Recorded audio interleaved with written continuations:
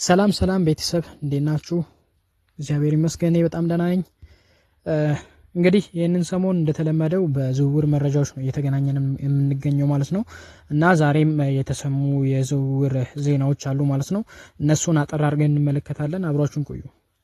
በመጀመሪያ እንግዲህ ቶተናም በትላንትናው ዕለት አንጄ ፖስቴኮግሉን ማሰናበቱን በፕሮግራሜ ይዤ ቀርቤ ነበር እና በዛሬው ዕለት ደግሞ እየተሰሙ ያሉ መረጃዎች እንደሚያሳዩት ከሆነ ቶተናም ሙሉ በሙሉ ከብሬንትፎርዱ ዴንማርካዊ አሰልጣኝ ቶማስ ፍራንክ ጋር እየተስማሙ እንደሆነ ነው እየተዘገበ የሚገኘው። እናም ከብሬንትፎርድ ጋር የሚስማሙ ከሆነ አሰልጣኙ በሚቀጥለው ሳምንት የቶተናም አሰልጣኝ እንደሚሆኑ እየተነገረ ይገኛል ማለት ነው እና ቶማስ ፍራንክ ቀጣዩ የቶተናም አሰልጣኝ የሚሆኑበት እድል በጣም እየሰፋ የመጣ ይመስላል ማለት ነው እና ቶማስ ፍራንክ በቶተናም ቤት ጥሩ ስራን ይሰራሉ ተብሎ ይጠበቃል ማለት ነው። ምክንያቱም ፕሪሚየር ሊግ ላይ ካሉም ዓለም ላይ ካሉ ምርጥ ታክቲሽያኖች መካከል አንደኛው ነው ቶማስ ፍራንክ። ምክንያቱም እሱን በብዙ ጨዋታዎች ላይ ያሳይቷል ማለት ነው። በተለይ ብዙ ጨዋታዎች ላይ ተናግሮ ሲገባ በተለይ የዓለማችን ምርጡ አሰልጣኝ ተብሎ የሚነገረው ፔፕ ጋርዲዮላ እንግዲህ ለቶማስ ፍራንክ የሰጠው ክብር ወይም ደግሞ ስለ ቶማስ ፍራንክ የተናገረው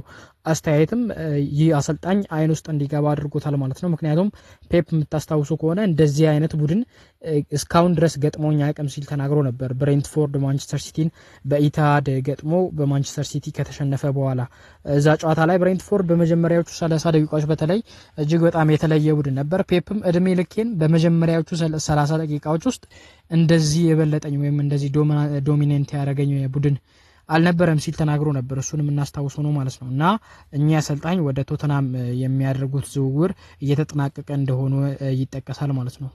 በዚሁ ከቶተናም ቤት ሳንወጣ እንግዲህ እኛ አሰልጣኝ የቶተናም አሰልጣኝ የሚሆኑ ከሆነ ቶማስ ፍራንክ ማለት ነው ብሪያን ኤምቡኤሞን ከራሳቸው ከድሮ ክለባቸው ማስፈረም እንደሚፈልጉ እየተነገረ ይገኛል ማለት ነው ከብሬንትፎርድ እና ተጫዋቹን ከማንቸስተር ዩናይትድ ለመቀማት የሚችሉትን ነገር በሙሉ እንደሚያደርጉ እየተናገሩ ይገኛሉ ማለት ነው። ምክንያቱም ማንቸስተር ዩናይትድ እንግዲህ ብሪያን ኤምቡኤሞን ለማስፈረም ከስምምነት እየደረሰ እንደሆነ እየሰማን ነው ማለት ነው እና እሳቸው ደግሞ አብሮት የሰሩትን ይህንን ካሜሩናዊ የፊት መስመር አጥቂ ማለት ነው ማስፈረም እንደሚፈልጉ እየተነገረ ይገኛል። ይህ ዘገባ በብዙዎች እየተሰራጨ ይገኛል ማለት ነው። ፋብሪዚዮ ሮማኖን ጨምሮ ይህንን መረጃ እያጋሩ የነበሩ ብዙ የሶሻል ሚዲያ ሰዎች ነበሩ ማለት ነው እና እኚህ አሰልጣኝ ቀጣዩ የቶተናም አሰልጣኝ ሊሆኑበት የሚችልበት አጋጣሚ እየሰፋ እየመጣ እንደሆነ እየተነገረ ይገኛል ማለት ነው።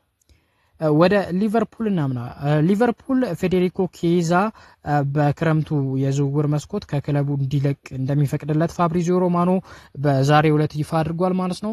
ኬዛ ሊቨርፑልን በጣም እንደሚወድ ተናግሯል ፋብሪዚዮ። ነገር ግን ይህ ጣሊያናዊ የፊት መስመር ተጫዋች ማለት ነው በሊቨርፑል በዘንድሮ የውድድር ዘመን ምንም አይነት የፕሪሚየር ሊግ ጨዋታ ላይ አልጀመረም። በዚህም ምክንያት ጨዋታዎችን የሚያገኝበት የጨዋታ እድሎችን ወደሚያገኝበት ክለብ መሄድ እንደሚፈልግ እየተነገረ ይገኛል ማለት ነው እና ፌዴሪኮ ኬዛ ወደ ጣሊያን ሊመለስ እንደሚችል እየተነገረ ይገኛል። በጣሊያንም ጥሩ ሪከርድ ነበረው መጨረሻ ላይ ነው እንጂ በጁቬንቱስ ቤት ያልሆነለት በጣም የሚገርም የክንፍ መስመር ተጫዋች እንደሆነ እናውቃለን ማለት ነው እና እሱ ከሊቨርፑል የሚለቅበት አጋጣሚ እየሰፋ እንደመጣ እየተነገረ ይገኛል። ሊቨርፑል በትላንትናው ዕለት ግብ ጠባቂ ያስፈርማል ማለት ነው። አርሚን ፔቺን የሚባል ግብ ጠባቂ ሊቨርፑል 2005 ላይ የተወለደ ግብ ጠባቂ ማስፈረማቸውን ይፋ አድርገዋል እና ይህ ግብ ጠባቂ በ5 ዓመት ውል ሊቨርፑልን እንደተቀላቀለ ይፋ ሆኗል። ከሊቨርፑል እንውጣና ወደ ኒውካስትል ዩናይትድ ቤት እንሂድ። ኒውካስትል ዩናይትድ ደግሞ አሁንም ጆዋው ፔድሮ ላይ ያላቸውን ፍላጎት እየጨመረ እንደሆነ ተነግሯል ማለት ነው እና ይሄንን የብራይተን የፊት መስመር አጥቂ ብራዚላዊውን ይህንን አጥቂ ማስፈረም እንደሚፈልጉ እየተነገረ ይገኛል። ይህ አጥቂ በጣም የሚገርም አጥቂ ነው። ለእኔ እንዴት በትልልቅ ክለቦች ራዳር ውስጥ እንዳልገባ ግራ ይገባኛል። በእርግጥ በአርሰናል ራዳር ውስጥ ነበር ሲባል ነበር፣ ግን ለየትኛውም ትልቅ ክለብ መጫወት የሚችል ችሎታ ያለው ልጅ ይመስለኛል። እኔ በጣም ፕሪሚየር ሊጉ ላይ ካሉ በጣም ኳስ ከሚችሉ 9 ቁጥሮች እና በጣም ደግሞ ጨራሽም ነው። ኳስ ብቻ አይደለም 9 ቁጥሮች የሚገኙበት ቦታ ላይ የሚገኝ ተጫዋች ነውና እሱን የካሉም ዊልሰን ተተኪ ለማድረግ እየሰሩ እንደሆነ እየተነገረ ይገኛል ማለት ነው እና ኒውካስትል ዩናይትድ ከብራይተን ጋር እየተነጋገረ መሆኑ ተገልጿል እና ይህንን ብራዚላዊ አጥቂ የካሉም ዊልሰን ተተኪ ለማድረግ እየሰሩ እንደሆነ እየተጠቀሰ ይገኛል። ወደ ማንቸስተር ሲቲ ቤት እናምራ። ማንቸስተር ሲቲ የራያን አይት ኑሪ ነገር ኮንትራት ብቻ መፈራረም እንደቀረው እየተነገረ ይገኛል።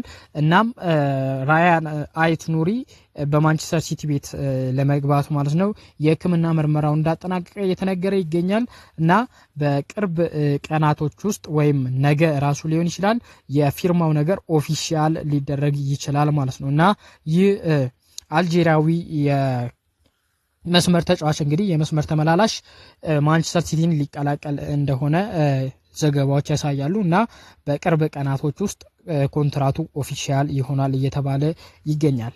ማንቸስተር ሲቲ አሁንም ቢሆን ሊቭሮሜንቶ ላይ ያለውን ፍላጎት አልተወም ይለናል ቶክ ስፖርት። ማንቸስተር ሲቲ ሊቭሮሜንቶ ላይ ያለው ፍላጎት እውነተኛ ነው እና ይህንን እንግሊዛዊ የመስመር ተከላካይ ማስፈረም እንደሚፈልጉ እየተነገረ ይገኛል ማለት ነው። ማንቸስተር ሲቲ ሊቭሮሜንቶ ላይ ፍላጎት አለው። ነገር ግን ኒውካስትል ዩናይትድ ደግሞ ይህንን ተጫዋች ሊያቆዩት ይፈልጋሉ ማለት ነው። እንግዲህ እንደሚታወቀው በዘንድሮ የውድድር ዘመን ካይል ዎከር ወደ ኤስ ሚላን በውሰት ሄዶ ነበር። ቀጣይ ዓመትም በቡድኑ ውስጥ ይቀጥላል ተብሎ አይታሰብም እና ካይል ዎከር ወደ ኤስ ሚላን ከሄደ በኋላ ማቲያስ ኑኜዝ ነበር ይህ አማካይ ነው የቀኝ መስመር ተከላካይ ሆኖ ሲጫወት የነበረው። ሊቭሮሜንቶ ደግሞ የቀኝ እግር ተጫዋች ነው። በቀኝም በግራም በኩል መጫወት ይችላል። ግን ተፈጥሯዊ ቦታው እውነተኛ ቦታው የቀኝ መስመር ተመላላሽ እንደሆነ ወይም ደግሞ ተከላካይ እንደሆነ ነው የሚታወቀው ማለት ነው እና ይህንን ተጫዋች ለማስፈረም ማንቸስተር ሲቲ ጠንክሮ እየሰራ ቢሆንም የኒውካስትል ዩናይትድ አመራሮች ግን ይህንን እንግሊዛዊ ተጫዋች ለመልቀቅ ፈቃደኞች እንዳልሆኑ እየተነገረ ይገኛል። በማንቸስተር ሲቲ ቤት ያሉት መረጃዎች እነኚህ ናቸው። በቀጣይ ደግሞ እዛው ወደ ማንቸስተር ዩናይትድ ስናመራ ማንቸስተር ዩናይትድ ያው ብራያን ምቤሞን ለማስፈረም ያቀረበው ገንዘብ በብሬንትፎርድ ውድቅ እንደሆነበት በትላንትናው ዕለት ተናግሬ ነበር። አሁንም በሌላ ዝውውር ወይም ደግሞ በሌላ ገንዘብ ወደ ብሬንትፎርድ ሊመጡ እንደሚችሉ ይጠበቃል ማለት ነው። ግን ማንቸስተር ዩናይትድ ከክለቡ አንድ ተጫዋች ሊለቅ እንደሚችል ፋብሪዚዮ ሮማኖ መረጃውን አውጥቷል ማለት ነው። አሌሃንድሮ ጋርናቾ ከዩናይትድ ጋር ይለያያል ሲል ሀሳቡን አጋርቷል ፋብሪዚዮ ሮማኖ እና ተጫዋቹና በቡድኑ መካከል ውሳኔው ተወስኗል። ይህ ተጫዋች ከዩናይትድ ይለቃል ሲል አስተያየቱን ሰጥቷል። እናም ቀጣይ ማረፊያው የት ይሆናል ተብሎ ይጠበቃል ማለት ነው። ሊቨርኩሰን እንግዲህ ኤሪክ ቴናግ የሊቨርኩሰን አሰልጣኝ ሆነው ተቀጥረዋል። ከዩናይትድ አካዳሚ መጀመሪያ እድል የሰጡትም እሳቸው ናቸው። እሳቸው ይህንን ተጫዋች ሊያስፈርሙት እንደሚፈልጉ እየተነገረ ይገኛል። ከዛ ውጪ ትልልቅ የእንግሊዝ ቡድኖች እንግዲህ እንደሚታወቀው ጥር ላይም ዩናይትድ ይህንን ተጫዋች ለመሸጥ ሲሞክር ነበር። ቼልሲ ይህንን ተጫዋች እንደሚፈልገው እየተነገረ ይገኛል ማለት ነው። ከዛም ውጪ ደግሞ ሌሎች ክለቦችን በእንግሊዝ ይፈልጉታል ተብሏል። ስማቸው አልተጠቀሰም እና ይህንን ተጫዋች ሌላ የሚፈልገው ክለብ ደግሞ ያው ናፖሊ የአንቶኒዮ ኮንቴው ናፖሊ ይህንን ተጫዋች አሁንም እንደሚፈልጉት እየተነገረ ይገኛል ማለት ነው እና ዩናይትድ ከተጫዋቹ ዝውውር እስከ 60 ሚሊዮን ዩሮ ይፈልጋሉ። ይህ በክረምቱ ውስጥ ከሚደረጉ ከማንቸስተር ዩናይትድ ከሚወጡ ተጫዋቾች መካከል አንደኛው አሌሃንድሮ ጋርናቾ የመሆኑ ነገር ቀስ በቀስ እየታየ እየመጣ ነው ማለት ነው። ወደ አርሰናል እንለፍ። በዚህ ሰዓት ደግሞ አርሰናል ኬፓ አሪዛባላጋን ከቼልሲ ለማስፈረም ከስምምነት ደርሷል እየተባለ ይገኛል። አርሰናል ለቼልሲ የሚከፍለው 5 ሚሊዮን ዩሮ ነው ማለት ነው እና ለኔ በጣም ጥሩ ይመስለኛል። ይህንን ስፔናዊ ግብ ጠባቂ ለማስፈረም ሚኬል አርቴታ ወስኗል እየተባለ ይገኛል። ምክንያቱም በፕሪሚየር ሊግ ልምድ ያለው ነው። ከዛ ውጪም ወደ ቼልሲ ሲመጣ እንግዲህ እንደምታስታውሱት የዓለም ግብ ጠባቂዎችን ሪከርድ ሰብሮ ነበር የመጣው ማለት ነው ኬፓ አሪዛባላጋ እና ኬፓ በአርሰናል ቤት የ3 ዓመት ኮንትራትም እንደሚፈራረም እየተጠቀሰ ይገኛል እስከ 2028 ድረስ በሚያቆየው ውል ማለት ነው እና በፕሪሚየር ሊግ ልምድ ያለው እንዲሁ በጣም ጥሩ ግብ ጠባቂ በዘንድሮ የውድድር ዘመን ዴቪድ ራያ ለምሳሌ ቢጎዳ ኖሮ ኔቶ ነበር የነበረው። ኔቶ ደግሞ በአርሰናል ተሰልፎ ባየናቸው ጨዋታዎች በጣም በቢልድ አፕ ላይ የሚሳሳት ተጫዋች ነው። ብዙም አልተመለከትነውም የምሩንም ለመፍረድ ግን ኔቶ በዲፕ ብሎክ ከሚጫወት ቡድን ነው የመጣው ከበርንማውዝ። ኬፓን በዘንድሮ የውድድር ዘመን በበርንማውዝ ነው የተጫወተው። ነገር ግን ኬፓ አሪዛባላጋ በቼልሲ ቤትም ስለተጫወተ እንዲሁ በስፔን ብሔራዊ ቡድን ልምድ ስላለው የአርሰናል ቀጣዩ ሁለተኛ ግብ ጠባቂ ይሆናል። ከዳቪድ ራያ ጋርም እንዲፎካከር የሚፈለገው ተጫዋች እርሱ እንደሆነ እየተነገረ ይገኛል ማለት ነው እና በቅርብ ቀናቶች ውስጥ ምናልባትም በዛሬውና በነገው ዕለት ከአርሰናል ጋር የሚያደርገው ዝውውር ኦፊሻል እንደሚደረግ ይጠበቃል። እሺ አመሰግናለሁ። በቀጣይ ደግሞ እዚሁ አርሰናል ቤት ስንቆይ መሐመድ ኩዱስ አሁንም በአርሰናል እንደሚፈለግ እየተነገረ ይገኛል ማለት ነው። አርሰናሎች መሐመድ ኩዱስን ለማስፈረም ሙሉ በሙሉ እየሰሩ ባይሆንም ግን ከፊት መስመር አጥቂዎች ወይም ደግሞ ከክንፍ አጥቂዎች መካከል ሌላኛው ምርጫቸው መሐመድ ኩዱስ እንደሆነ እየተዘገበ ይገኛል። እንዲሁ ከመሐመድ ኩዱስ ውጪ ኒኮ ዊሊያምስን፣ ራፋኤል ሊያውንም እና አንቶኒ ጎርደንን ጨምሮ ብዙ ትልልቅ የክንፍ ተጫዋቾችን አርሰናል በራዳር ውስጥ እንዳቀፈ እየተነገረ ይገኛል። ዋነኛ ኢላማቸው ግን ሮድሪጎ ነው ሲባል ተጠቅሷል። ግን የመሐመድ ኩዱስ ስምም አሁንም ተካቷል ማለት ነውና ሚኬል አርቴታ የዚህ ተጫዋች አድናቂ እንደሆነ ከድሮም ጀምሮ የሚጠቀስ ነበር የነበረው ማለት ነው።